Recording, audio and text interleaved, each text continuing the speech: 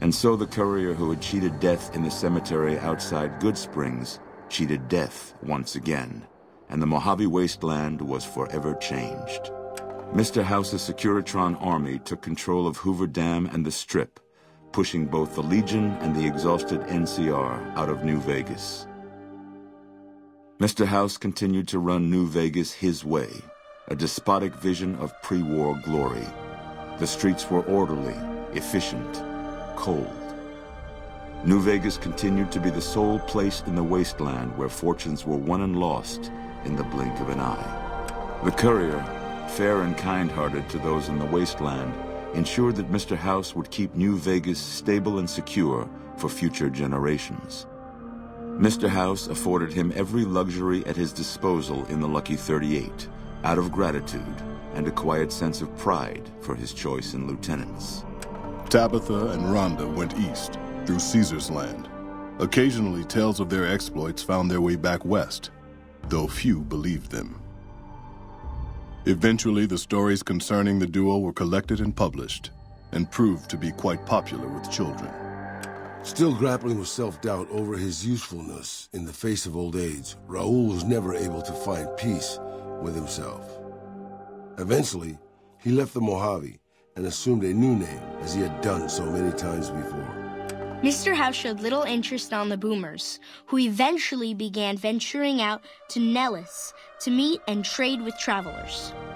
Buried beneath tons of rubble, the Mojave chapter of the Brotherhood of Steel was no more.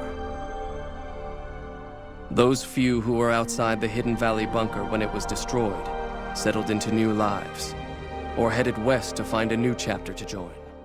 Their leaders destroyed by the courier, the fiends scattered throughout the wasteland. Without the organization of Motor Runner, Cook, Violet, and driver Nephi, they were easy prey. After Mr. House gained control of New Vegas, he sent a Securitron to Goodsprings as a token of appreciation for helping the courier. Victor was a mixed blessing, however, as he continually monitored the town for Mr. House. The slaughter of the Van Graffs in the Crimson Caravan caused no end of trouble for NCR back west.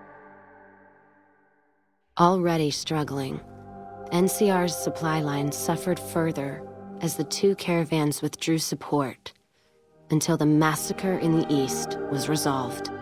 Cass lived to see Hoover Dam in its old world glory, humming with power the likes of which the Mojave had never seen. Vegas burned brighter than ever. Securitrons filled the streets, and Cass's heart skipped, just a little. Her last words were to the dam and to herself. We were going full speed ahead, but facing backwards the whole time.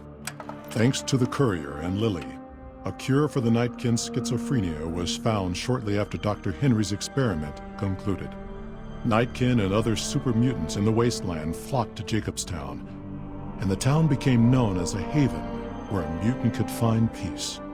Lily continued to take her medicine at half doses, and although she remembered her grandchildren, her mind remained muddled and confused.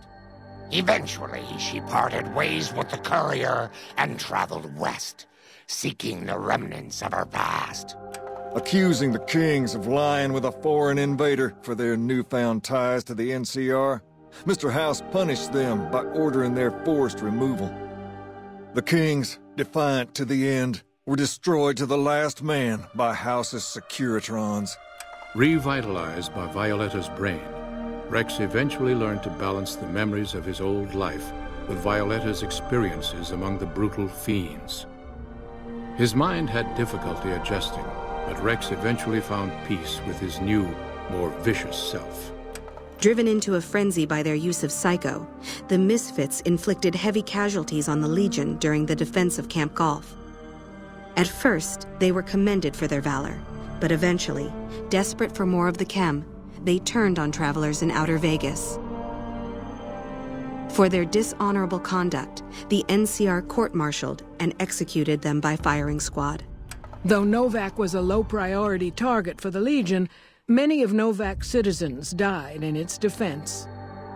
In the weeks that followed, several bright followers returned to Novak to help restore its defenses, allowing it to remain independent of NCR. Though NCR was withdrawing from the region, Boone remained in New Vegas, finding work as a security guard and caravan scout along the highways. While he might have preferred rejoining his old unit, Boone couldn't bring himself to abandon the city where he'd met his wife. The NCR, battered by the loss of the dam, were unable to devote any troops to retaking the correctional facility from the Powder Gangers. As a result, Powder Ganger raids on caravans became an unfortunate fact of life in the Mojave for years to come.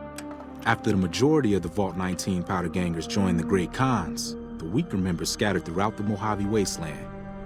Though a few managed to erase their past, most never survived the journey.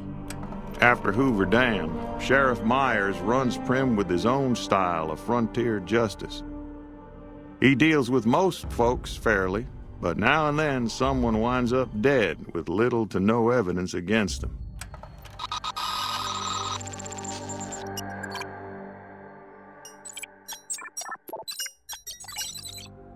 And so the Courier's road came to an end, for now. In the new world of the Mojave Wasteland, fighting continued, blood was spilled, and many lived and died just as they had in the old world. Because war never changes.